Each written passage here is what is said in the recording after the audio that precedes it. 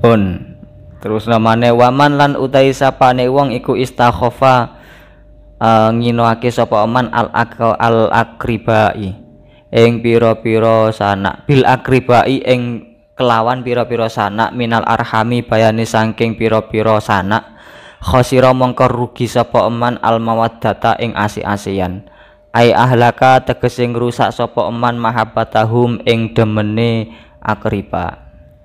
Yang nomor 4 niku barang siapa yang meremehkan atau merendahkan atau menghinakan kerabat sanak famili, maka mereka akan rugi di dalam urusan cinta mencintai.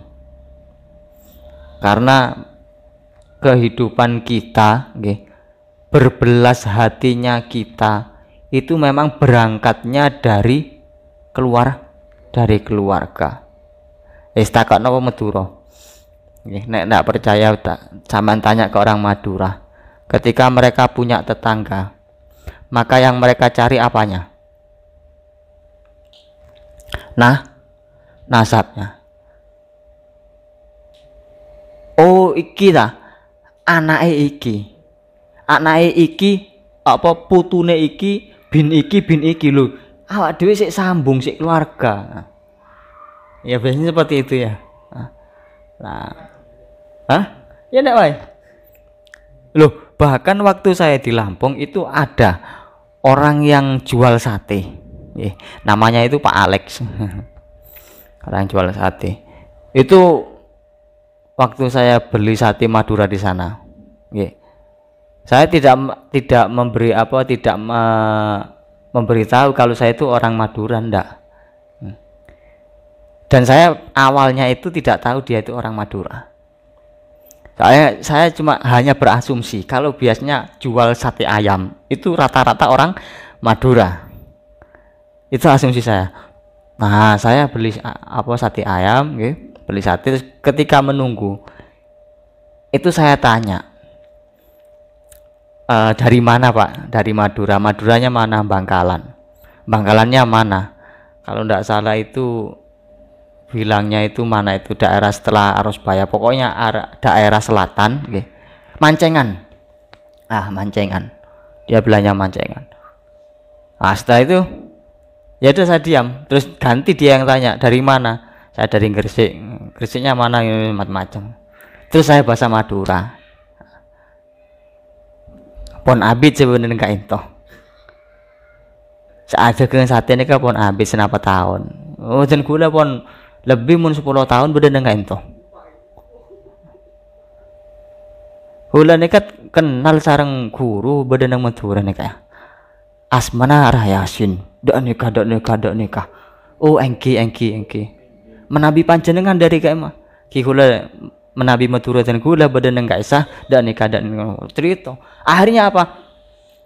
Justru dia yang menelusuri nasab saya. Loh, berarti panjenengan nikah ki bade keturunan dari nikah. Sampai itu ada keturunan dari sini. Oh, iya. Wes, mari ngono mulai ganti bayar. Setelah itu saya tidak pernah beli lagi ke sana. Kalau beli mesti cari pedagang yang lain, beli sate ayam ke orang lain. Ya kasihan tuh dia udah berdagang, dia berdagang niat dolek maisha. Lah itu. Ketika kembali lagi ketika sampean bertemu dengan saudara, maka di situ sampean dilatih untuk saling mencintai. Kalau sampean meremehkan mereka, maka rasa saling mencintai sampean itu akan hilang. Kalau rasa saling mencintai itu hilang, maka itu akan merembet ke yang lain, bahkan ke tetangga sampean.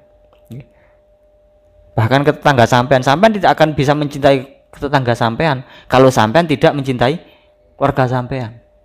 Nah, gon dulur ya gak cinta apa mana gon tanggoi. Ngoten. Yang nomor 5 waman lan utai sapane wong iku khosira iku istakhofa milang-milang remeh utawa cilik sapa wong bi ahlihi kelawan keluargane wong ai zaujatihi tegese bojone wong khosira mongko rugi sapa wong tibal maisyati ing enake pengupo jiwa utawa urip ai ladzatil maksabi tegese enake barang kang den usahakake alladzi yaisu kang urip sapa wong bisa babihi sebab anane alladzi yang terakhir orang yang menghinakan atau yang meremehkan pada istrinya pada istrinya ya anak wonge maka dia akan rugi dalam segi tibil ma'asyah atau kebagusannya hidup. Jadi kalau sampean ingin merasakan kenikmatan hidup kenikmatan hidup, maka jangan sampai sampean itu meremehkan seorang yang tidak punya istri. Jangan meremehkan orang tua atau orang-orang yang berada di satu rumah dengan sampean.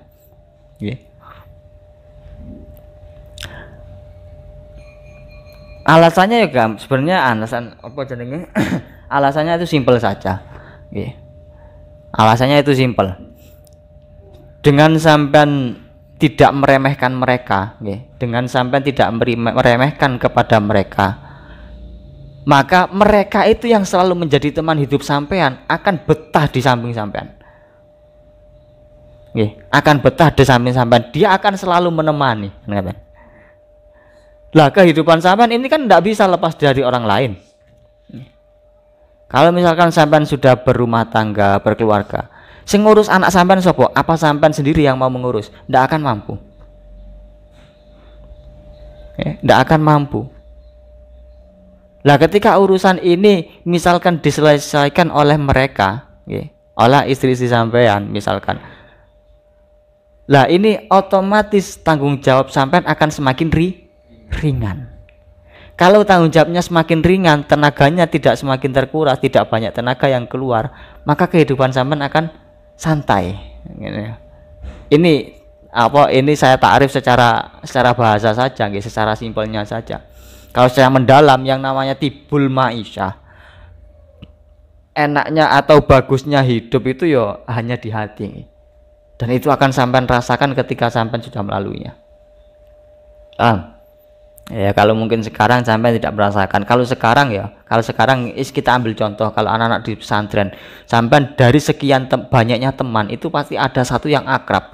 Nang dindi ngopi bareng. Nang dindi ku mesti bareng. Ngopi yo bareng, turu yo bareng, mari ngono umba-umba iku yo bareng. Bahkan sampai lemarinya juga bareng. Itu ada model seperti itu. Akhirnya bagaimana? Kalau ya saya merasakan dulu, saya itu dulu punya teman seperti itu, nang dindiku bareng. Sampai ketika saya sudah keluar dari pondok, dia itu kursus nanggone Kediri, nanggone apa bahasa Inggris, kamu bahasa Inggris. Dan saya sudah pulang nanggone Pari itu, Tulung Rejo. Dan saya sudah pulang ke Madura. Ternyata terus kemudian saya ke Pari, ketemu dia lagi.